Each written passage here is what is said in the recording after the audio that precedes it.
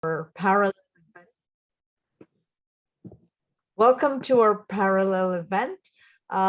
We are 5 minutes or so, 7 minutes actually in, but I will pass this on to our president, Megan, to share some introductions.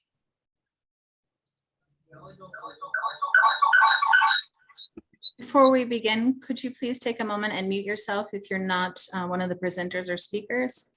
Thank you. All right, thank you very much for having us today or for attending today. Greetings from Southwest Colorado.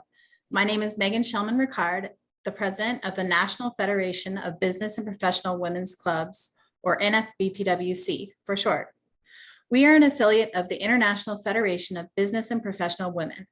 It is my honor to welcome you to this parallel event for the 66th Annual Commission on the Status of Women on Gender Inequality in the context of environmental and disaster risk in the military.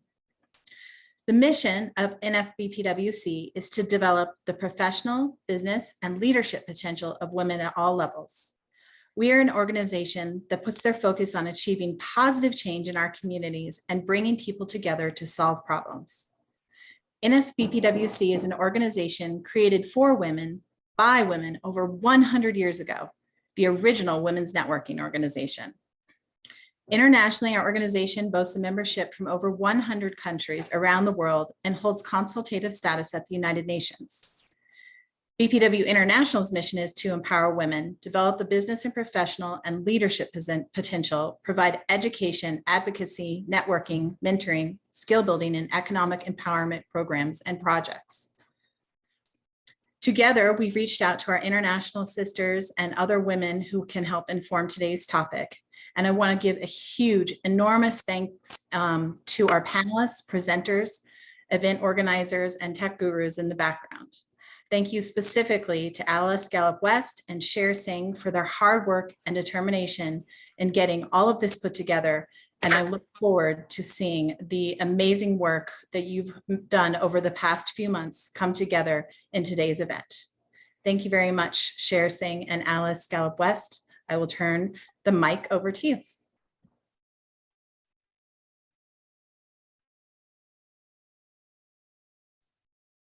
Thank you very much, Megan. Now I'd like to introduce my cohort in this event. So let's meet Alice Gallup West, my partner in this process. She's like a ribbon streaming river, calm, deep, with the ability to be strong, a strong current, or a wading brook in the work she does.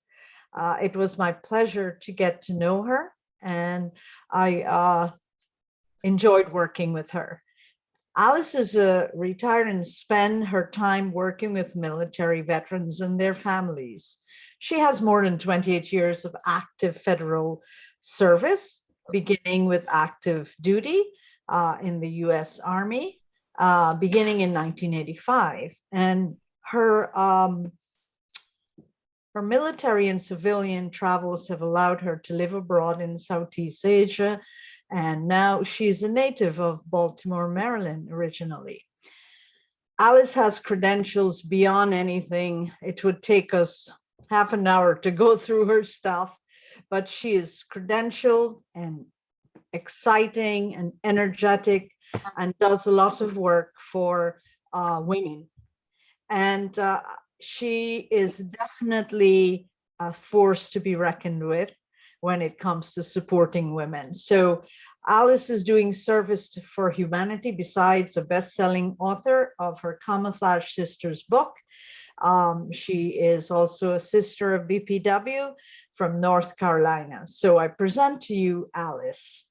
Alice? Thank you, Cher. I keep telling you, you make me look good. You make me look really good. Greetings, everyone, from the Inner Banks of North Carolina. And I am Alice Gallup West. I would like to introduce to you today my wonderful sister from Burbank, California, Miss Cher Singh. Cher is a native of Guyana, has lived in New York, has worked extensively in the human services field and has been a member of BPW for many years. There is a quote by Susan B. Anthony, and it actually resonates very well to whom Cher is. Wherever women gather together, failure is impossible. And so working with Cher over the last 8 months, putting this program together has given me enough words to say, failure is impossible. And so I welcome you ladies again to the CSW66 parallel event. I trust you will enjoy, you will be educated, you will be informed, and you will be invigorated when you leave today. Thank you. Thank you. Slide, Barbara.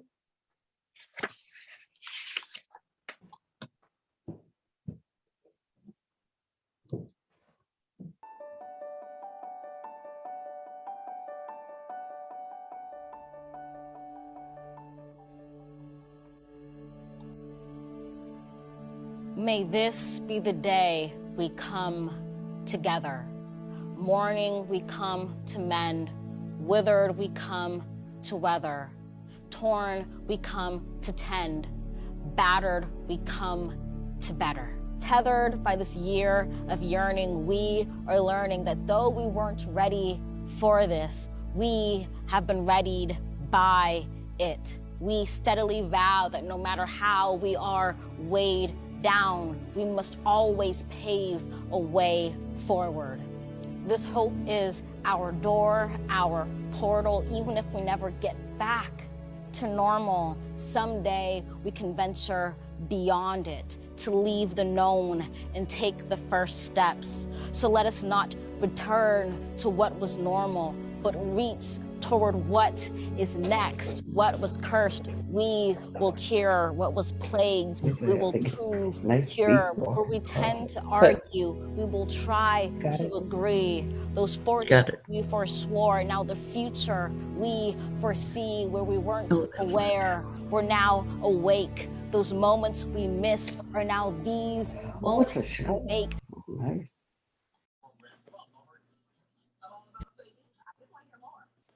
The moments we meet and our hearts once all together beaten, now all together beat. Come, look up with kindness yet, for even solace can be sourced from sorrow. We remember not just for the sake of yesterday, but to take on tomorrow. We heed this old spirit in a new day's lyric in our hearts. We hear it for old lang syne, my dear, for old lang syne. Be bold, sang time this year. Be bold, sang time, for when you honor yesterday, tomorrow ye will find. Know what we fought need not be forgot, nor for none. It defines us, binds us as one. Come over, join this day just begun. For wherever we come together, we will forever overcome.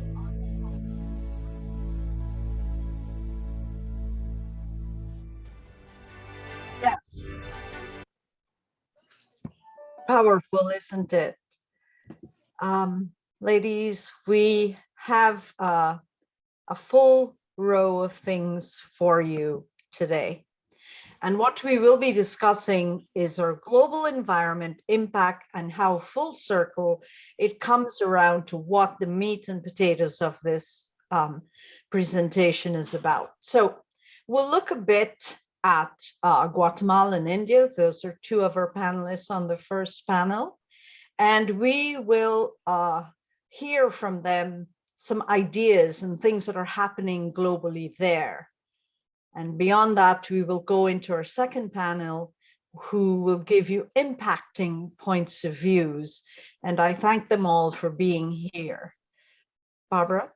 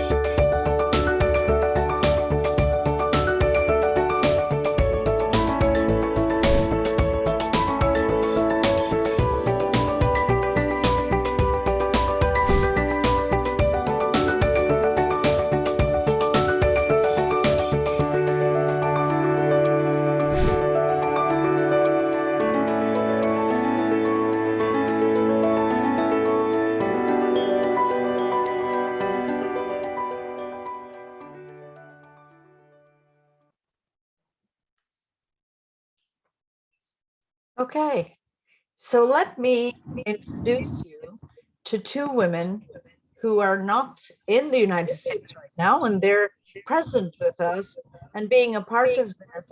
They are definitely people who have impressed many, including myself. Let's talk about Maria. Maria Carmona Fernandez, who resides in Guatemala. Oh, ellos fueron las- I'm getting a feedback. Um, After earning her studies in international relations and cooperation for development, she entered the humanitarian world. She has done many things. She has traveled many places. She's worked in places like Ukraine or Morocco. Um, she has worked with the Norwegian Refugee Council in Brussels. Her primary job functions is also as a volunteer for the foundation, working with garbage dump communities, which is a huge issue as far as environmental worries in Guatemala. And so without any further ado, I would like to introduce to you Maria. Maria? Thank you so much, Chair, and good morning, everyone. Thank you for the warm welcome, and I'm so pleased to be here today and ready to discuss more about the environmental discrimination. I'm going to try to be short, but give you an overview about this topic because many people don't know or wonder what happens with their garbage and the effect, not only in climate change, but also the impact that has in some people, especially in women and girls. So just to start, waste and unwanted discard material is a growing problem worldwide that concerns everyone. And we should know that waste management is a cross-cutting issue linked to socioeconomic and environmental aspects. And sound waste management can address a number of challenges, particularly those relating to health, poverty, food security, resource management, climate change, and also unequal participation. Over the past few years, the issue of gender in waste management has received an increasing attention, highlighting that waste production and management is not gender neutral. In fact, existing gender inequalities, responsibility, and roles largely shape how waste is situated in many social and socioeconomic systems. The waste management is closely linked to action on climate change, and unsound disposal and treatment of waste contribute to the emission of greenhouse gases. Within the waste sector, the largest source of greenhouse gas emission is methane, including from landfills and open dumps. According to the Intergovernmental Panel on Climate Change, the greenhouse gas emission from the waste and wastewater sector accounted for about 6% of global anthropogenic emission. Also, the World Bank estimates that overall waste generation in the world will increase by 70% by 2050. The long-term goal of mitigating the waste management sector climate change impacts require a clear understanding of the broader local, regional, and socioeconomic and also political structure and conditions that establish the fundamental of the industry and the functioning of the sector, as well as the gender relationship. So today I'm going to present the case of one specific garbage dump community of Guatemala City, but this case could be also translated into some dumps community in different countries. So you should know that Guatemala is the 6th country in the world and the 1st in Latin America with the highest malnutrition rate, which is 45.6%. It also estimates that only the city produces around 1.5 tons of garbage daily, and all of this garbage ends in the open dump located in the zone 3 of the city, where more than 28,000 people live. This area is catalogued as a red neighbor due to violence, drugs, and poverty. And every day around 550 solid waste collection trucks are authorized by the commune to enter. Approximately 3,000 families depend on the landfill for their subsistence, and most of these people are living in a situation of poverty and also extreme poverty. We don't have official data, but many reports also indicate that most of the pickers are women, and they are mostly poor, single mothers, rural urban migrants who live near or at the landfills. And most of the people move from rural areas to urban areas looking for better life. And here we should keep in mind that based on UNDP, by 2050, 9 out of 10 will live in cities. So how the dams also impact, especially in women and girls. So due to a combination of socioeconomic, cultural, and psychological factors, women and girls are disproportionately vulnerable to the harmful impact of pollution from chemical and waste. So the first element is the permanent contact with chemical and toxic organic pollutants, because this practice exposes women to highly toxic, persistent organic pollutants, heavy metals with a significant impact on their health. There are numerous of other hazards, but these people are over the broken glass, medical waste. Now with COVID, I think this is so important because of the mask and all the material coming from the hospital, everything ends in these dumps. So also people always report diarrhea, headache, checks, stomach pain, irritation of the skin, because they spend all day under the sun without proper protection. Also, many of these workers consume the poisoned food that they find, and sometimes they take it home to feed the children or sell them to the community and get some money. And all of these health issues and disease are also related with the lack of water in the houses, that this affect not only the sanitary status, but also the hygiene.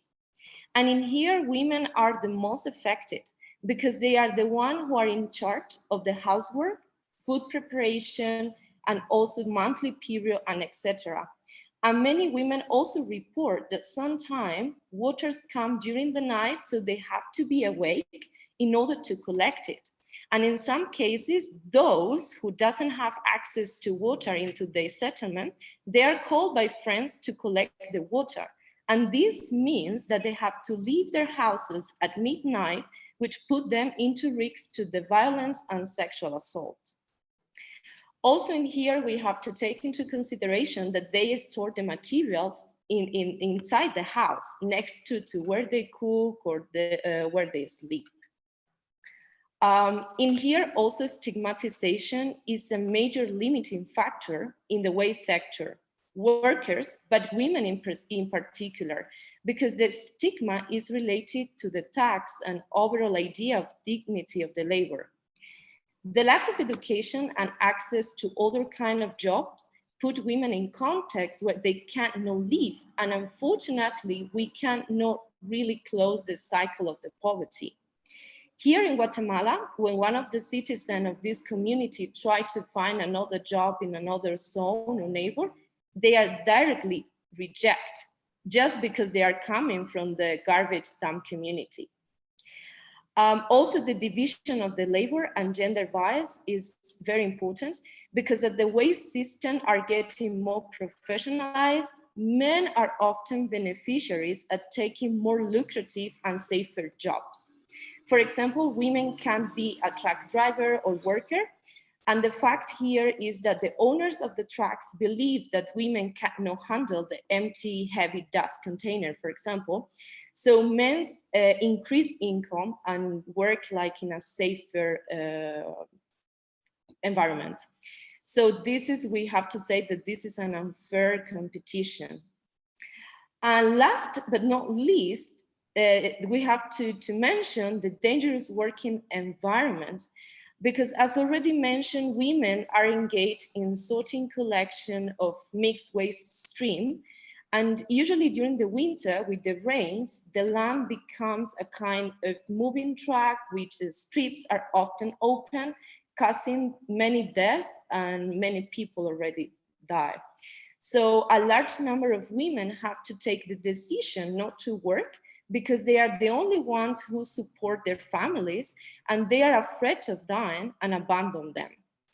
So I know that this is so negative vision, but also we believe that things can change for better. And if we fight to overcome the traditional stereotype and work together with policymakers, business, and community, waste management presents a huge opportunity to strengthen the equal participation of women and men in society. So thank you so much for your attention. I hope I fixed my time. And please, if you have any question or you would like to know more about what's happened in this dump community, I will happily can share with you more information and some report. So thank you so much. Thank you. Thank you, Maria. We will have a Q&A after both of you speak. So now I would like to introduce Jalpa Vitalini. Jalpa is from India. She's a businesswoman, an artist, galleryist, farmer, social worker, and reconnective healing practitioner. Now that's a mouthful.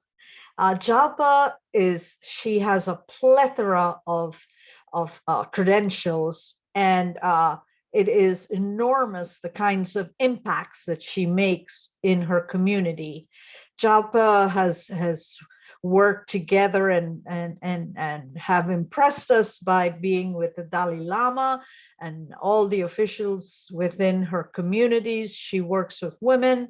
She, in her environmental piece, she does the greenhouse technology, a plethora of things. So I will not waste any more time with me speaking. I'd like to introduce to you Jalpa. Go ahead, Jalpa.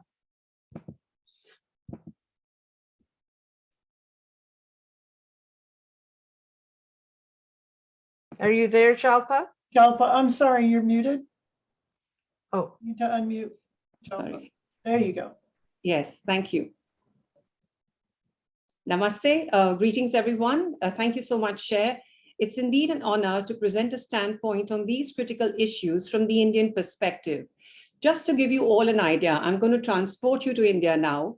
The Indian Armed Forces consist of 3 professional uniformed services: the Indian Army, the Indian Navy, and the Indian Air Force.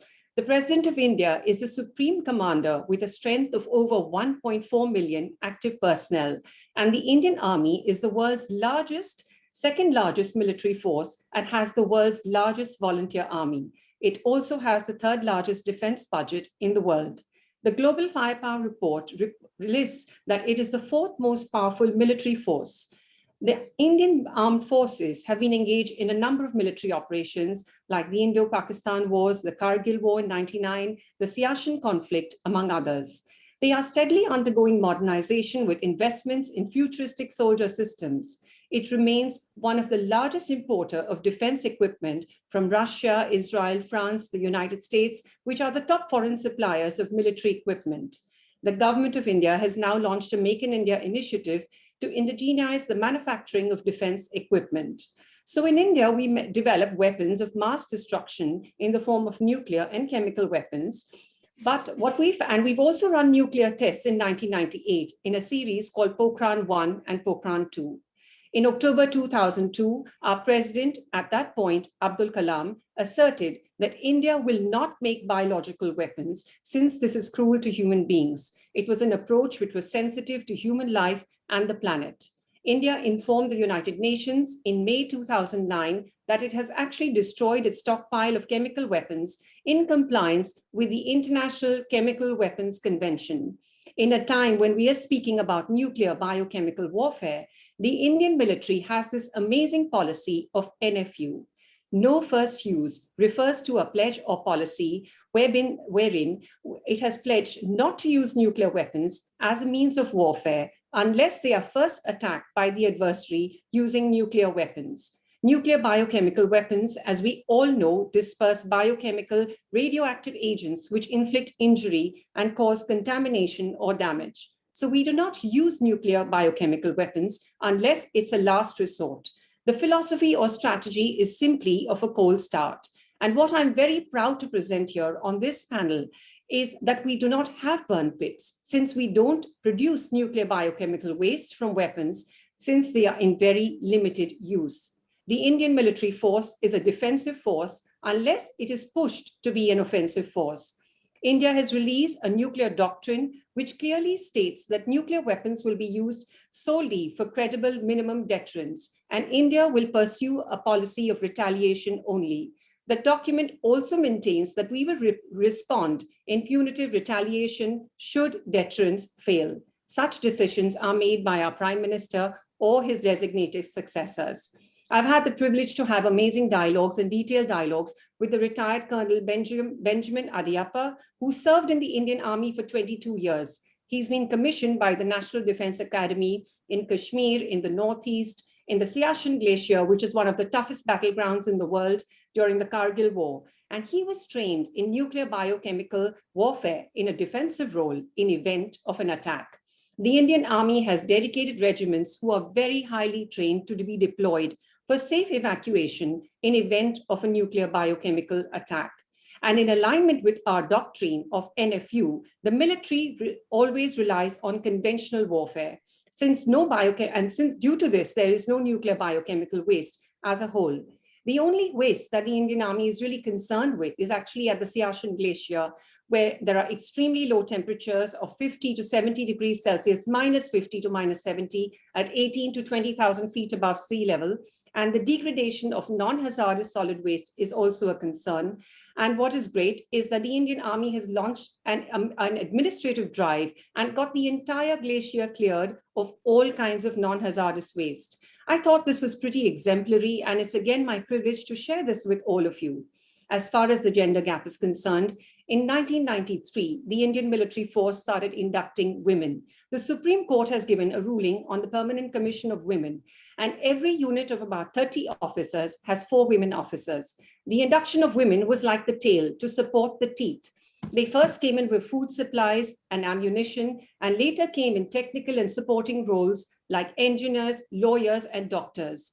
Even today, women are not in the fighting role, not in the infantry like the US Army has. This is more because of the social makeup, where the men are protectors, conditions are treated as very harsh, and sanitation has also been a deterrent. However, having said that, women play a very active role in the armed forces in the officer cadre. Today, women constitute 13.5% of officers in the Indian Armed Forces. And the wives of the brigadiers and colonels, like Colonel Benjamin's wife, Esther, play a very important role in supporting the families of the other soldiers as a community. There's an ad hoc organization called the Wives Welfare Organization in our Army, Navy, and Air Force. They run vocational training programs. They really sensitize all the women in many different areas like hygiene, health, managing the household. Even if somebody's ill, they actually look after them as like their own family, make visits to the hospital. They educate them, train them on how to earn a livelihood. Please do remember that most of the Indian soldiers come from rural backgrounds. So these villages, the wives have had no exposure. Here they're actually sharing an equal partnership, and they go back as empowered women into the villages. They're bringing up very strong, gentle, strong children. And a lot of these children of the soldiers actually get educated and become officers in the long run. We find there's a lot of equality, even in terms of the pensions and disability funds, which pass on to the family, to the wife, very easily in case the soldier or the officer passes away. I'm also proud to mention that the Army kids who've gone out there and won beauty pageants on the global arena, like our very own Priyanka Chopra and Sushmita Sen, which I think all of you know. I found it very interesting when Colonel Benjamin Adiappa mentioned that 2.5 years after he retired, he suddenly had a hearing disability. Since he was placed at the Siachen Glacier, where the Bofors guns ran 24/7 by the Pakistani army, he suddenly developed this problem. But what was nice and heartening is that he could access the disability fund. He also shared that ecological units are present in remote areas, plantations are carried out in different parts of the country, and full-fledged regiments are trained for this. As far as the disaster risk management, which is an important topic today, we have a national force called the National Disaster Relief Force, which comes under our Home Ministry. But what is interesting is they usually turn to our military. The Indian Army is very well equipped. And when there was a glacier melting in Uttarakhand, they stepped in. When we had floods in Kerala, the army was again superimposed. When there have been search and rescue operations, the helicopters from the Air Force are called in. And when there was a tsunami, the Indian Coast Guard was called in. And I would also once again just like to touch upon that there were more than 100 tons of waste every year from the world's highest battlefield, the Siachen Glacier, which have been removed by the army, including the biodegradable and non-biodegradable waste. You know, most of their supplies were given by helicopters. There were no amphibian vehicles back in the day. Now, of course, we have them. But what we find is all the waste is brought back by helicopter. And there's also a ruling wherein each of the Jawans have to carry 10 to 12 kilos of waste back with them on foot. So it's quite another, incredible operation. And another frontier, which we all know to safeguard all our countries and the world, is, of course, climate change. I interacted with this amazing gentleman called Rituraj Phukan, who's the National Coordinator for Biodiversity. I think all of us on this panel know that we must accelerate action to keep the 1.5 degrees Celsius goal alive. The key is to acknowledge that climate, biodiversity, and human society are interlinked, and understand that diverse and healthy ecosystems are very essential to reduce climate change risks. Women, as we all know, are particularly vulnerable to climate change. To briefly touch upon the Indian story, a lot of the women associated with agriculture and fishery bear the brunt of climate change. They often don't have access to information on climate and agriculture. Many of them are uneducated. When financial stresses come up in the family or at home due to crop failure, they face domestic violence. There's also economic abuse of women, as while they are working on the field, their husbands do not involve them in the sales and decisions on sales. The IPCC report has suggested to reduce greenhouse gas emissions, also conserve biodiversity. All the policies in our country should reflect these priorities for human well-being and planetary health. I would also like to touch upon the indigenous biodiversity champions. And here I'm referring to the indigenous people who are the holders of unique cultures, traditions, and knowledge systems. Indigenous tribes have a special relationship with their lands and are often dependent on natural resources. Many of the communities are forest or fringe forest dwellers, impoverished and depending on natural resources for sustenance. India is home to 700 indigenous groups, which are second only to the number of tribal communities inhabiting the entire continent of Africa. It is the indigenous people of the world who hold the key to every serious effort to restore balance on our planet. Indigenous people and local communities around the world have often found at the front line of climate change, and they are the first one to face the direct impact of global warming and rapid changes in the living environment. Loss of forest cover, invasive vegetation, and loss of indigenous food sources have emerged as direct threats to food security and medicines of millions. Sir David Attenborough says, to restore stability on our planet, we must restore the biodiversity, the very thing that we have removed. It's the only way out of this crisis that we've created. We must rewild the world. It's been over 40 years since an amazing gentleman called Jadav Payang started to plant saplings on the desolate sandbar in the middle of one of the largest rivers, Brahmaputra, in India. And we are finally beginning to appreciate the enormity of his pioneering endeavor. It's now well understood that people and the planet can only be as healthy as the ecosystems, and all our solutions lie in nature. Women are making essential contributions to agriculture and in rural economic activities in all developing countries. It's no different in India. The share of employed women in agriculture is around 55%. Being a farmer myself, I'm going to briefly touch upon a very important example of Maharashtra's sugarcane farmers towards their women. Maharashtra's sugarcane belt is really, it's a thriving industry. It really works for 6 months of the year between October and March. And for the laborers, if they don't make ends meet, they often turn to starvation for their families.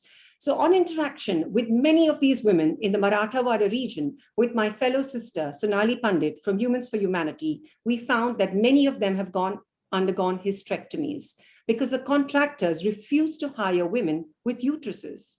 Yes, my friends, you heard me right. The contractors believe that menstruation, menstrual camps will slow down the women and they will lose time. And as a norm, most of these women are made to you remove their uterus. The injustice doesn't end there. They have to actually pay for a surgery, which they did not want to take place in the first place. So we are finding women at 25 who rushed in to have kids, 1 or 2 children, and undergoing these atrocious surgeries. Cane cutting is a labor-intensive job. Even if they take a break, their salary is cut. In a high-stakes game of commercial farming, the Indian sugar industry, which has reported an annual turnover of 500 billion rupees, these underprivileged women and their bodies are simply cannon fodder. Agricultural labor is a very unregulated sector in the Indian labor force, and these women have no laws to protect them. We have been talking about the conversation on period shaming, but these women and their bodies have been exploited, in this entire system of agriculture. Be it the issue of wives of army personnel to women who work in tea, sugarcane fields, women play a vital role in how our future is shaped. We must all strive to do better, to throw light on these everyday horrors, which is their reality, and create change through the first step, which is awareness itself. Only then can the needle be moved and can a better future be preserved for all of us and the planet at large. Robert Swan says, the greatest threat to our planet is the belief that someone else will save it. Thank you, Jalpa. So you've heard Jalpa and Maria, and a little taste from a different perspective around the world and the environment and how chemicals and all can impact our planet. And so we will have a 5-minute Q&A. Anyone wants to ask a question, as Marcia said, raise your hand, use the hand symbol, and she will monitor the questions. And then we will move to panel 2.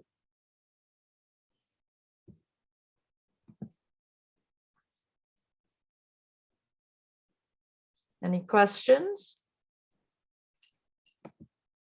No? All informative? Jalpa, we thank you. Maria, thank you.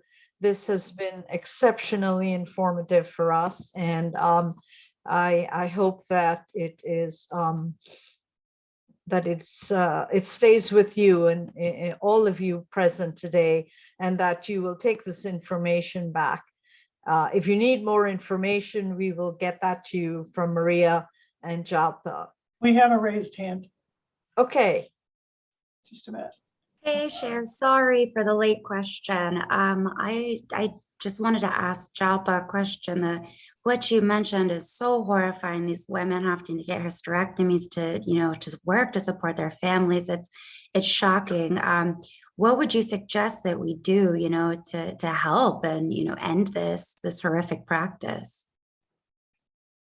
I think the first thing, like I said, is, we really need to carry out these stories, which is the reason I shared this on this platform. We need to make, because so many people are not aware. And in India, they're definitely lobbying to put laws and systems in place.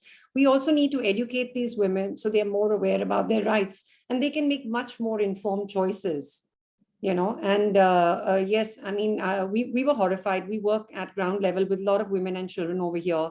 And, even though we live here, it was horrifying for us to hear the stories. So I think right now it's about creating an awareness. So, even the people in power, like, the government in place also put some laws in place to protect these women's rights. Thank you. Thank you, Emily.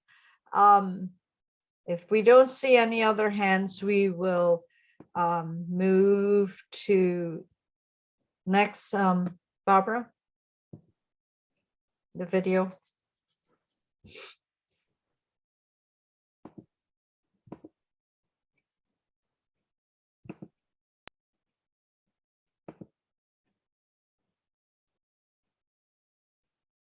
Need your help. This morning, comedian Jon Stewart will take to the Hill to once again support better health care for our nation's heroes. You can't always have money for war and not have money to pay for the consequences of those wars. And you see that as a pattern? I don't see it as a pattern. It's a pattern. Stewart is fighting for veterans who believe burn pits have left them with strange and serious illnesses. The fiery trash heaps were used by the military during the wars in Iraq and Afghanistan to dispose of everything from batteries to human waste at bases overseas. Veterans say when they go to the VA for health care or benefits, they're being met with resistance. In a statement to NBC News, the VA said it follows the science on questions of health outcomes of military exposure, and that studies by the National Academies of Sciences have so far been inconclusive. I would challenge any congressperson who says, well, we're going to wait for the science to be settled, to dig a 100-yard pit in the middle of a town where your constituents live and burn everything in that town. Stewart compares the situation to the fight to fund health care for 9/11 first responders. Your indifference costs these men and women their most valuable commodity, time. What the first responders were standing on top of was essentially a burn pit. The jet fuel from the planes ignited it, but it was all those materials from the World Trade Center. June Heston's husband Michael died of pancreatic cancer in 2018. Heston had deployed to Afghanistan 3 times as a brigadier general in the Army National Guard. How did he handle hearing about the diagnosis? He said to me, I thought I was going to see our grandchildren. Mike's longest deployment was 15 months. So, you know, for a while you think he's coming home. But he's not coming home. Stewart hopes Congress passes a bill making it easier for affected veterans to access care. The worst possible outcome that a bill like this can have is that we care for someone who sacrificed themselves defending our country, even though we're not exactly sure if that's where they got it. This issue is the subject of at least 8 bills in Congress right now, all aiming in one way or another to expand access to VA care for veterans who think they're suffering from a burn pit-related illness. Thank you. Alice? Thank you, Cher. So where are we now in this entire process of balancing act, burn pits, and our environment? So we're talking about chemical waste. We're talking about toxic pollutants. We're talking about waste systems. We're talking about toxic exposure and its impact. So you're probably wondering, what's a burn pit? A burn pit is an area of a military base in which waste is disposed of by burning. Armed forces in deployments abroad, according to the U.S. Army Field Manual, there are 4 other ways outside of burn pits to dispose of non-hazardous solid waste: incinerators, burials, landfill, and tactical burial. And so when we talk about this cycle of burn pits and our environment and our balancing act, one of the things that we wanted to bring to the forefront during this parallel program is the impact on women, the impact on not only women at large, but also our military women.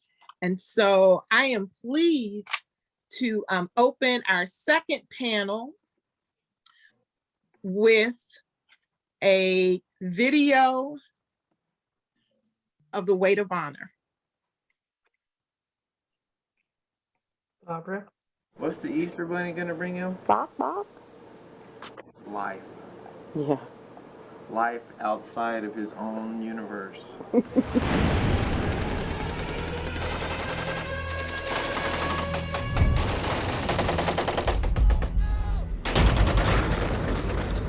He looked like a spaghetti bowl. He had IVs everywhere. They told us that they brought us there to say goodbye because they didn't think that he was coming home. I drove over a bomb. That's just the easiest way for me to explain it. And it came through, hit my right leg, went into the engine, and then caught all the engine fluids on fire. He was depressed. He was angry. He didn't feel like a whole person.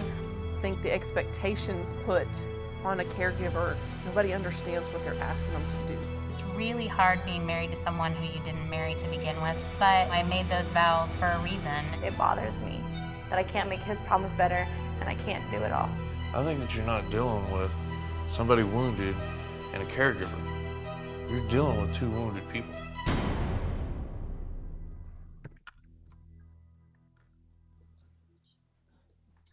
We are so honored this afternoon to have on our panel Stephanie Selden Howard, who is the director and producer and co-writer of The Weight of Honor, a documentary about military families caring for their catastrophically war wounded. The film is being seen across the United States by a variety of audiences, including universities, museums, and conferences. It is our esteemed pleasure to present to you Miss Stephanie Selden Howard, and she will have a few minutes to talk to you about her documentary and the reason why she wanted to do this documentary. Stephanie? Thank you, Alice, and everyone. Thank you for having me on the film, on the project here in the Parallel group. I'm not military. You should know that from the very beginning. And I think that coming from a civilian background actually helped me understand what I needed to do, because the military caregivers in this country are struggling. They are getting more support, but they still have to struggle with the kinds of wounds you were seeing in the film. What I was inspired to do is to tell their story as much as I could. I had met some wounded vets at a program here where I live in California. And what I was hearing from them is that no one had asked the difficult questions of their families. No one had asked how they feel, and no one had told their story as of that time. So I was inspired to create this documentary with a lot of other people who worked with me on my team. And what really is important to me is that we get as many eyes on this as possible. As you said, we've been to several universities, and I'm very honored that several of them have the film in their libraries and available to students and to professors. We've been at museums, we've been at conferences, and we're visiting and showing you at least the tease for the film. That's what we call these things, and share a little bit of the story. Thank you, Stephanie. I don't think a lot of people realize women have served in the military from the American Revolution to the present. Unfortunately, women have been historically underrepresented in utilizing the benefits provided for them and have often been more reticent in claiming their veteran status. This was these statistics came from a military.com article that was published in May of 2021 by journalist Jim Asher. And so as we talk about military women and we talk about military caregivers, our next presenter on our panel is Miss Diana Danis. Miss Diana Danis is an amazing woman who I met several years ago. She is a nationally acclaimed veterans and women's advocate, activist of over 40 years. She's a content developer, writer, author, mentor, public speaker, United States Congressional Testimonies, House and Senate from 1988 to the present. She's a U.S. Army veteran, National Collaborative Team on the Long-Term Health, Personal Issues, Stories, and Legacies of Women Veterans. Diana wrote an article that was featured in the Avow magazine on military women and veterans. And she opened the article by saying, women in the military are at a higher risk of breast and other cancers due to their exposure to fire retardant, runway foam, dioxins, water contamination, burn pits, toxic spills, and other radiological, biological, and chemical hazards, as well as issued equipment made only for men. I welcome to the panel, Ms. Diana Dennis. Thank you very much, Alice. I am absolutely honored to be here. This collective of women is enormously impressive. And so I'm humbled as well. The issues that have been important to me for many, many years are how the military and the Department of Veterans Affairs deal with women. Is there an equal footing? And clearly there is not. And part of it is that we don't look into how the various circumstances impact women. If you issue uniforms and equipment and safety gear that is made for men and doesn't fit, you're impacting the physicality of the woman. You're impacting the breasts, you're impacting the reproductive organs, you're impacting their feet. The way the uniforms have been cut traditionally, there were a number of uniforms and blankets issued in the 1960s and 70s to women that ultimately went to Vietnam, and the women who were in the military subsequent to that who continued to serve during wartime, that had been stored in a warehouse since World War II that was filled with leaking containers of dioxins and other chemicals. The site of where the majority of women in the Army were trained was also the Nuclear, Biological, and Chemical Warfare School, and continues to be for the US military. So we have been at risk, even with our very uniforms, because women have an open orifice where their pants go on. And that means that anything that is contaminated in those uniforms is going to be impacted bodily immediately. Now, another thing that perhaps people are unaware of is our uniforms today in 2022, and throughout these last two Gulf Wars, have been treated with microbials, with insecticides, and with UV protection. What do you think that does when you are perspiring and you have the base of your uniform right in your crotch? And I'm not trying to be, base or gauche. I'm just telling you that this is incredibly dangerous. The level of ovarian cancers and uterine cancers and breast cancers among women who have served in these toxic environments around burn pits, where many of them had to do their, what they call physical training in the US military, and they would run around the burn pits while they were burning, being accelerated by jet fuel. They burned Humvees, they burned body parts, they burned human waste. And we've talked about a lot of these different things, but they literally put everything in there, including the kitchen sink, and set it on fire. And the lung damage, I have lost many friends already. I have friends who are dying now. The circumstance for women of color, particularly Black women, is extraordinary. And the levels of breast cancers, uterine and ovarian cancers are off the chart. 40% and higher of women who serve in the military are diagnosed at some point in their life with breast, uterine, or ovarian cancer, and many with all three.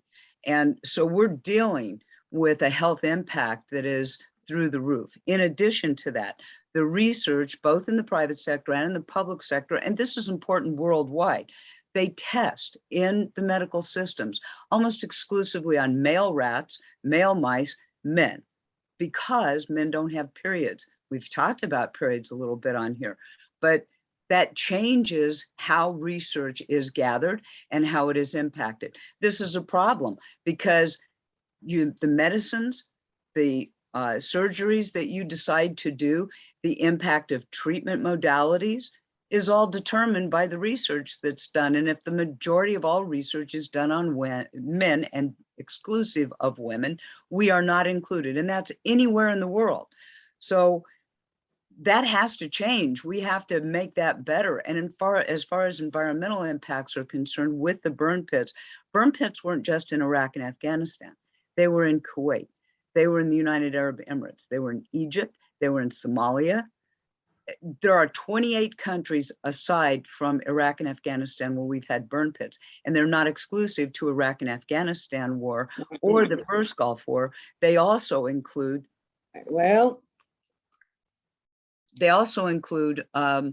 Vietnam and the women that were in Vietnam. The nurses were right on the front lines treating the men, and getting access to care has been difficult. We do not have the number of women providers. We don't take care of this gender specific issues, and we're doing better now. Right now, because I know this needs to wrap up, we need better access to care wherever we are in the world. We need better access to people who are legitimately trained in gender specific issues. We need medications and all that are designed to help our populations. And as far as the bills in the House and the Senate right now in the United States, there is a bill that has come out of the House and has been passed. It is called the Pact Act. It is a promise to address comprehensive toxics. Now, this is the bill that the majority of veterans organizations, women veterans, veterans in general want to see passed as the final piece.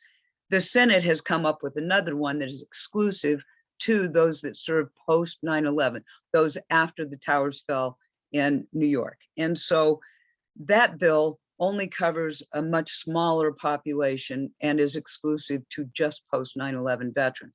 They're going to have to do a reconciliation at some point, and we don't know what it's going to look like, but it'll be a compromise. The bottom line, and many people have stated this over the years, is that if you have enough money to send people to war and find money for every kind of killing machine out there, if you have money to play around with nuclear, chemical, and biological warfare, and you have the money to use people all over this planet as cannon fodder, you've got the money to take care of them when they come home. And that should be one of the costs of war. I have Diana. 1,000 more things to say, but I'm not going to. Diana, this is moving the needle forward, because it is important for people to understand that when we do send our men and women off to war, we need to be in a position to take care of them. As our other panelists just spoke to, our caregivers are hurting. They're caring for those of us who have borne the battle. And so this is a great segue into our next panelist. Our next panelist is not only an American hero, she is an American legend. Her name is Ashley Pullen Hawkins. Ashley Pullen was with the Kentucky National Guard 617th Military Police Company, deployed to Iraq in 2005 at the age of 21. She was driving one of 3 Humvees providing security for a 30-vehicle convoy in Baghdad when they found themselves under enemy attack. Firing from multiple directions, her convoy stopped and began firing back as she heard a call for help over the radio. She backed her Humvee into a better position, jumped out, and ran 90 meters through the line of fire towards the injured soldier. She administered first aid, calmed him, and did everything she could to save his life. As she was treating him, another soldier began to launch a shoulder-held rocket. He warned of the firing, but Pullen couldn't move her and the wounded soldier out of the way fast enough. She shielded the soldier with her own body to protect him from the blast, a blast that threw her from him and onto her back. She then helped transport wounded soldiers to a makeshift landing zone for evacuation by helicopters. About 27 insurgents were killed during the attack and 6 were injured. For her efforts, Pullen was awarded the Bronze Star with a V for Valor on June 16th, 2005. I present to you none other than my friend and my sister, Ashley Pullen Hawkins. Thank you for that wonderful introduction, Alice. You're going to have to send me the link to that article. I don't think I've read that one. Diana has stolen a lot of my fire. I am currently, as a little basis, you've heard some of my military background. That was when I was 21 years old. I am now 38. I turned 38 a few weeks ago. I'm also suffering from stage 2 breast cancer. I am a mother of 5, my youngest being 4 months old. I was diagnosed with cancer while I was pregnant. Statistically, female veterans are 20 to 30% more likely to be diagnosed with some form of cancer than their civilian counterparts. I went through and got a lot of my statistics, and Diana went through and quoted a lot of those for me. So thank you. I guess I'm going to change it up a little bit here, so you all work with me. I personally, since coming home from when I was deployed to Iraq, I was less than a quarter of a mile from a burn pit. Yes, when I did my 3 miles every morning, I was running around said burn pit. I smell the smell now, and I live in a rural area, people burn trash. It's not the smartest thing in the world, but they do, unfortunately. And you can never forget that smell. So I will occasionally smell it and end up in a flashback locked in my house for the rest of the day. I have lung issues. I have breathing issues that I cannot get diagnosed because there is no, while the VA says, yes, there's issues from people who have been exposed to burn pits, they refuse to do anything about it.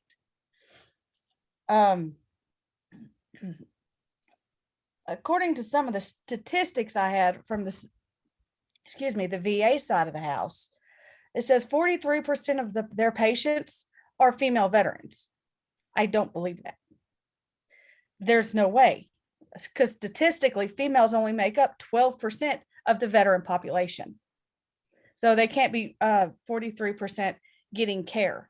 I know within the care that I have tried to receive for the past 16 years through the VA, it has been non-existent. They don't even have a gynecologist on staff at my local VA.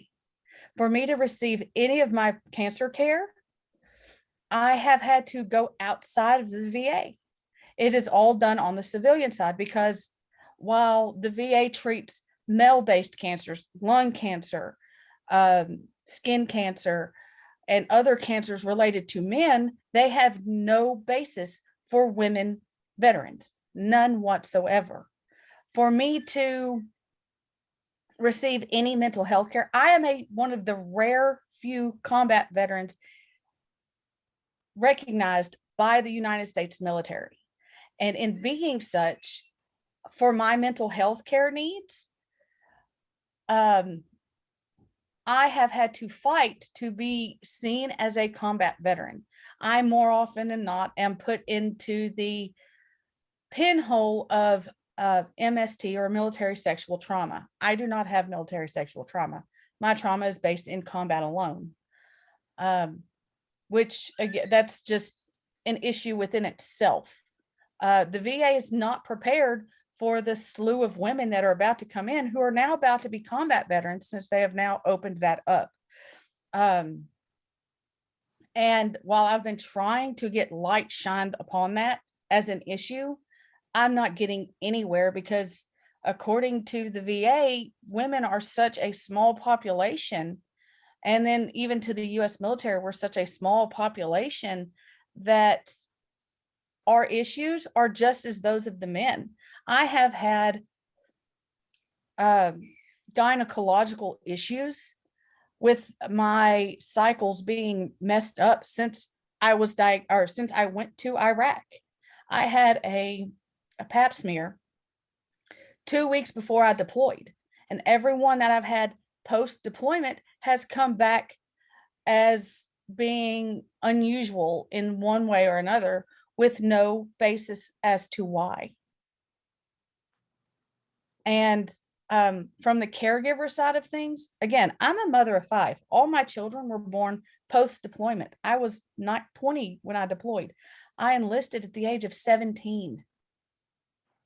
And I come home and I mean, I have few veteran female friends or even male veteran friends because according to men, I can't do what I've done because I'm a female.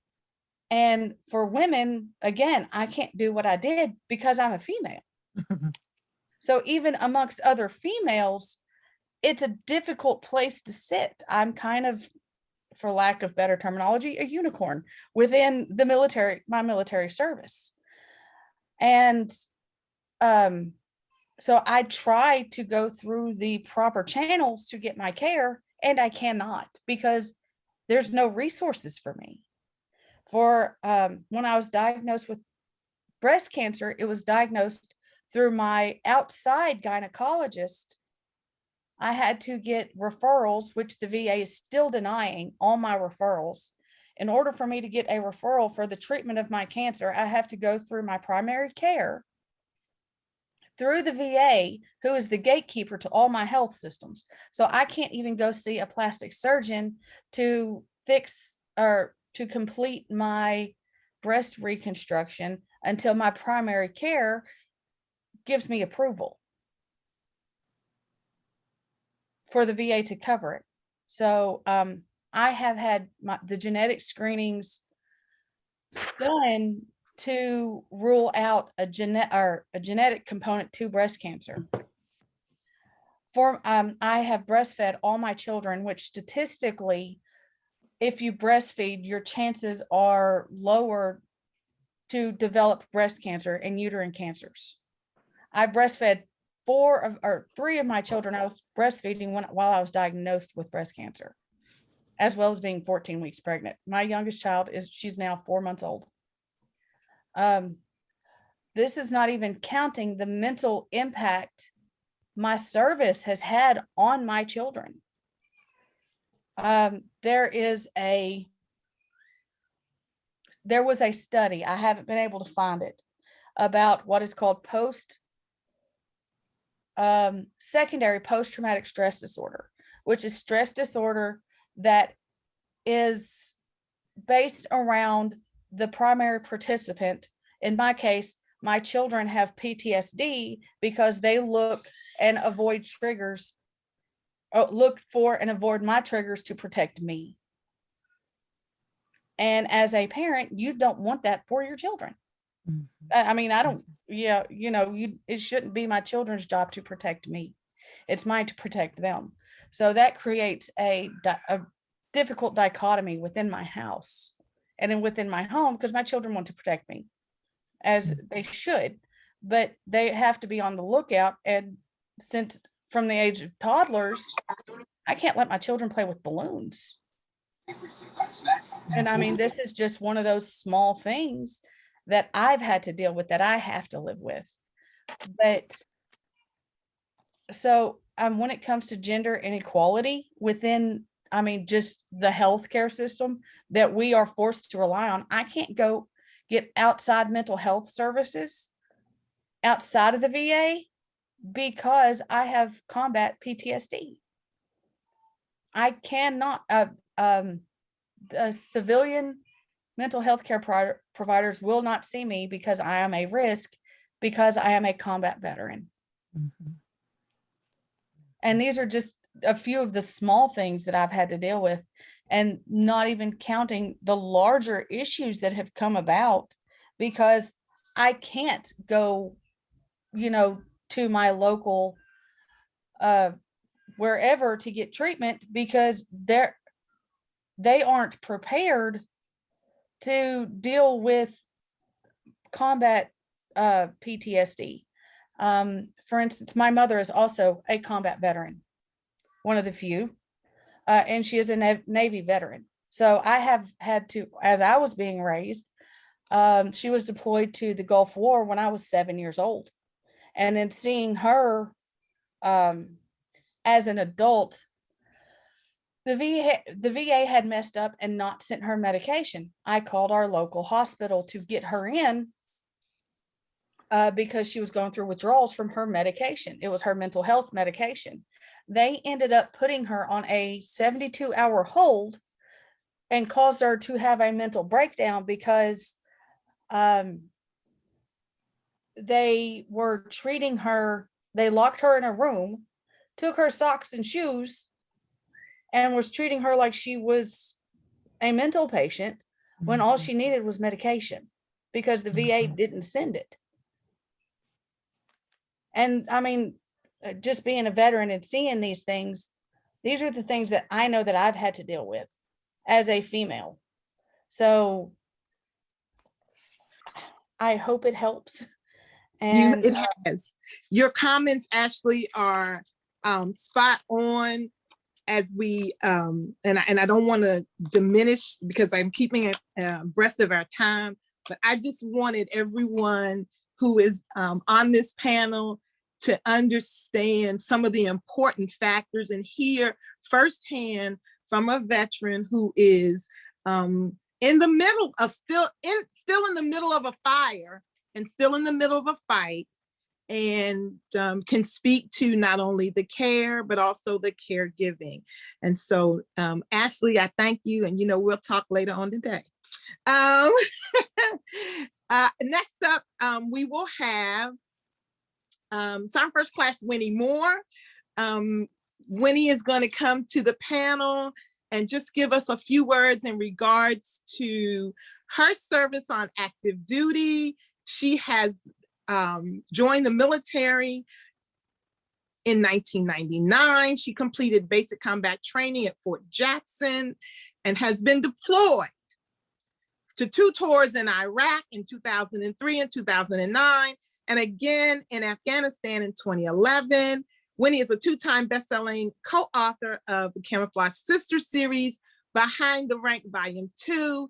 And so we will bring Sergeant First Class Winnie Moore to the panel. She has about 3 minutes. If she's here, I know she was having trouble connecting. I'm here. Wonderful. Hey there, Winnie. Hi, how are you? Thank you for the opportunity. For me, I can speak to the active duty side of it. So I would say that to everybody, it's not because you're a veteran. Active duty females do encounter the same problems as it pertains to the medical side of the house. I know for me in 2003, I was part of that burn pit. I was actually burning human waste. During that time, I was exposed to rocket fuel. I was exposed to uranium. I currently have a lot of breathing issues that I'm being told, maybe you were born with it and you just didn't know about it. But I ran track in high school. I didn't have any problems then.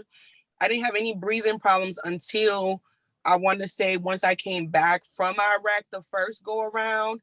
I noticed a little change, but then in 2009, it was significantly different when I came back because I wasn't able to breathe properly.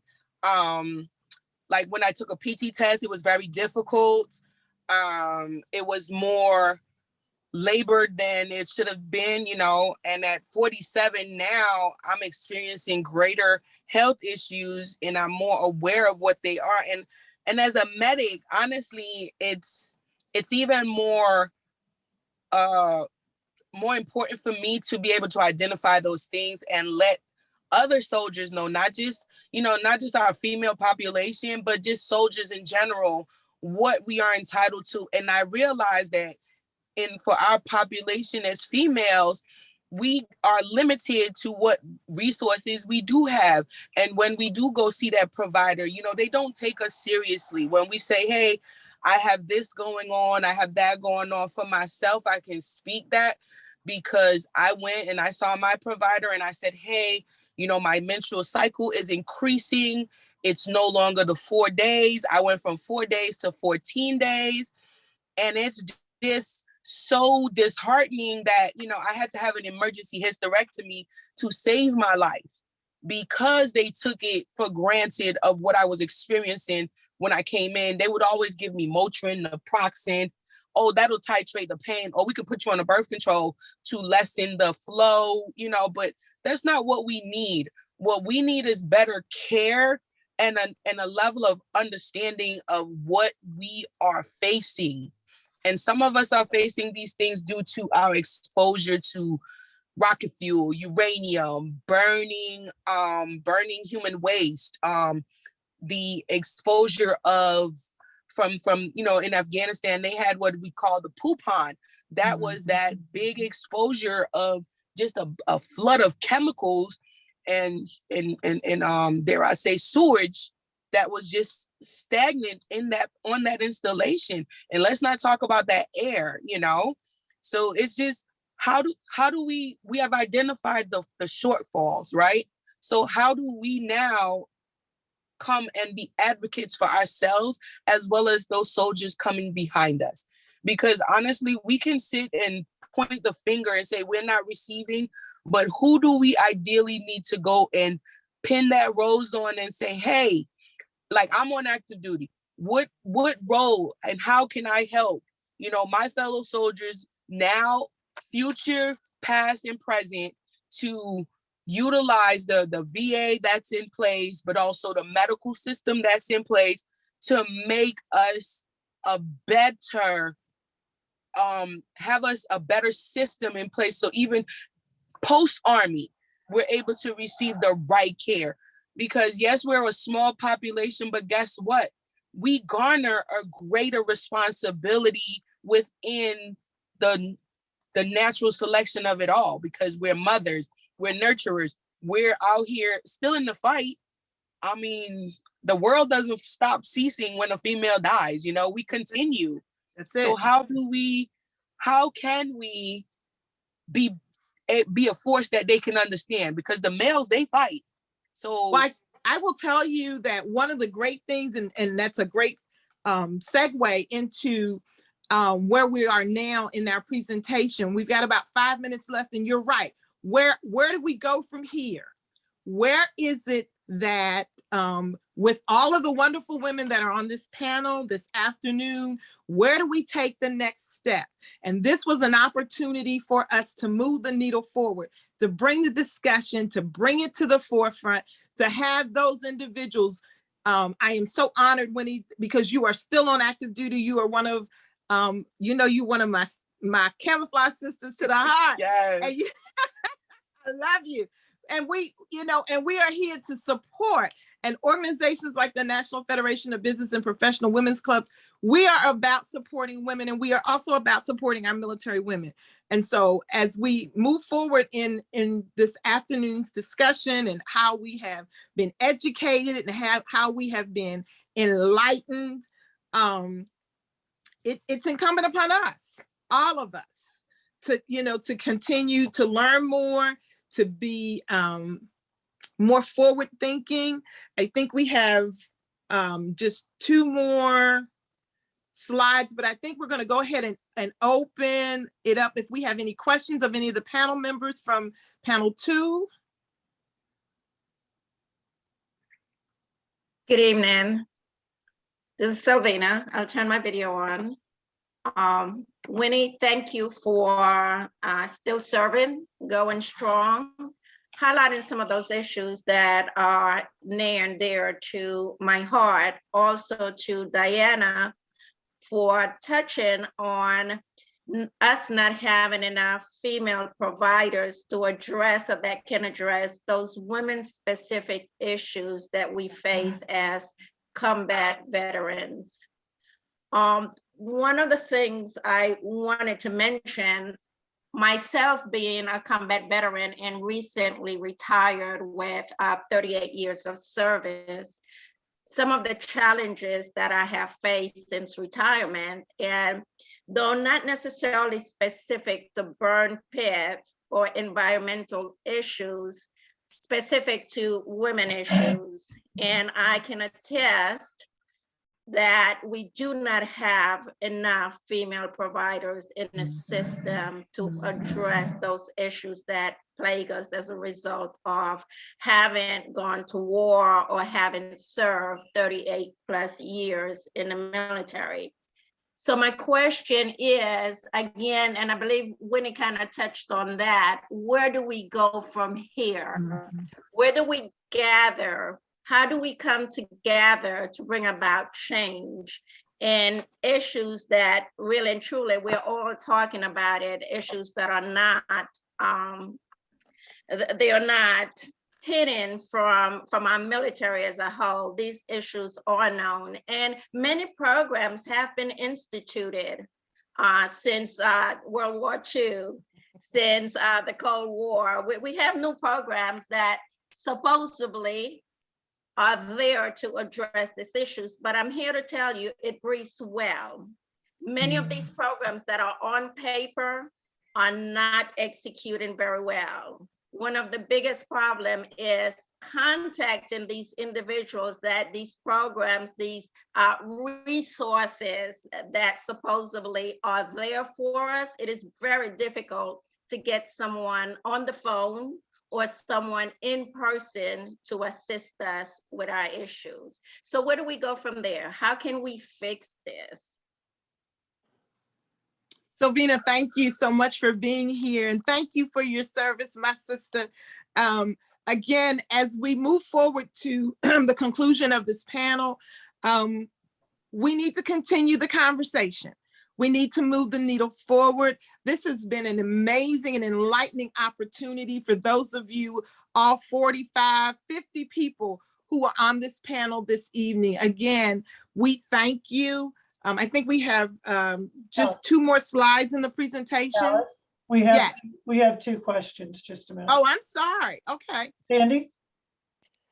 Thank you. I'm just wondering, you talked about there's bills. We have an advocacy program that we can support bills. So are there specific bills that you can tell us that you would like us to support that would help us, would help you? We do have where we can reach out to all of our members, and we have an easy way to do it. So if you can give us specific bills that you think would be, that you need the support on, I know that as a national organization would be happy to support you on that. Thank you. Thank you so much, Sandy Thompson. Thank you. And Suzette Cotto. Okay. I do PR and social media for the organization. And my question is, is there a public organized advocacy group, either on social media or that has a social media following, as well as, a way to join in with the military women and their supporters in order to hear your voices more than just for today. Something that maybe we can follow ourselves and stay involved with. Does anybody have any information on that? Diana, would you like to speak to that? Just have to unmute that. Yeah, there we go. There are a number of entities. We are working together. We have a lot of collaborative efforts underway. The VA Advisory Committee on Women Veterans is chaired by Octavia Harris. She's out of Texas. I can get you in contact with most of these folks, and I've given a lot of this information to Alice, and I will add more to it. The Center for Women Veterans at the Department of Veterans Affairs Central Office, the Veterans Affairs committees in both the House and the Senate, Takano and Tester are excellent.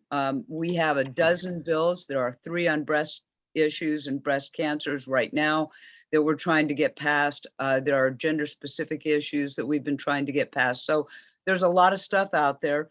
The Defense Advisory Committee on Women in the Military Services, Andrea Goldstein has moved from the Congressional Senior Advisory capacity over to the Department of Defense, and she is a Navy commander in the reserves, as well as a key position person at the Department of Defense in a deputy secretary capacity. So there are a lot of folks, there are a lot of people that are working on these issues, service, women who serve online. Our group does a lot of this work and provides research information, resources, advocacy, advisory materials, as does the Coalition for Women in the Military Women's Coalition. I'm on that as well. So I can get you in touch with people if there's specific things that you want and need. And I'm going to be sending more of that to Alice, and I'm going to join again. I was last part of BPW as IPBW in Germany in the 70s. So, well, I'd like to put out there maybe some links and resources for those women in our organization, as well as outside of our organization, who can have a resource available to them for support. Absolutely. And Suzette, I think we will talk about that because we're running out of time, but we do have an interconnection also that we can use.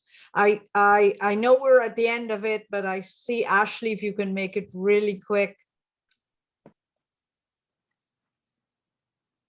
You muted again. Still muted. There you go. Okay. I just wanted to state that I know that a lot of female veterans, before or as they are out processing, feel that they lose their voice. So I think that as a former person who was in the military, if we can get women before they out process to start looking for these connections, so they're not lost after they get home or out process. Because I know for me, once I started seeking help, I was kind of, lack of better terms, blue-balled or shunned by the unit that I was in because I was trying to get help. So I think there might be we might need to get a hold of the commanders or somebody to be able to get these resources out to women before they're out processed as well. That is all. Ashley, thank you. I think Alice and I can say we thank all of you. We're honored to do this with you. We could talk forever on this. I am not a veteran, but I saw what was happening to veterans in New York State. I went and did a course. I'm certified to be a mentor for veterans, and that was my contribution to that. To end, I would like to say we welcome all of you and hope that you will think about the National Business and Professional Women. I'm also co-chair for the Public Policy for California. I will look into this with my committee about those bills. So remember the journey, remember these words: journey with me to a true commitment to our environment. Journey with me to the serenity of leaving to our children a planet in equilibrium. This is all we're talking about today, from whether it's Guatemala, India, or the United States, or any territory that our veterans have served. And I leave you now with the last notations that Alice will give you an update on. Oh, it's my turn? Okay, so what we want to do, we want to educate ourselves on environmental issues. Ask your friends and family if they know about burn pits, if they understand what toxic exposure really means. Get involved locally with your legislators and issues concerning all environmental bills. Become an advocate for healthy veterans and caregivers. And lastly, volunteer in veterans organizations. We need you. There are a lot of organizations out there that would love to have you be a part of the great work they do. On behalf of myself and Cher, we'll turn it over to Madam President. Yes? Well, what I'd like to say is on the last slide that Barbara has up is the information. You can contact us. Some of you already are in contact. I hope you look at our BPW national page and join us in the fight. We are definitely with you. It is more important that I thank Barbara and Marcia, who were our back-end IT helping us. Barbara is the secretary of our national, and Marcia is North Carolina's president of BPW. I thank you both enormously for your help today. Thank you, President Megan, for attending, and to all the attendees, thank you, thank you, thank you, Jalpa, Maria, and all our other panels who are local. Thank you very much. Thank you, Chair. Yes. Have a nice day, everybody. And I hope that we will hear from all of you, and our panelists, you will be hearing from us. Thank you very much, Cher. That was an excellent program. And we have another one on Wednesday. And in addition, following our CSW events, we'll be doing something on April 1st, the Great Negotiation, talking about the Great Resignation for women across the world, and how we can take a look at that, just like we did last year at the end of CSW. So that will be through the Lifelong Leadership and Learning Committee. So thank you so much. This was an amazing program, and I appreciate you all taking your time out today. Yes, and we will save our chat.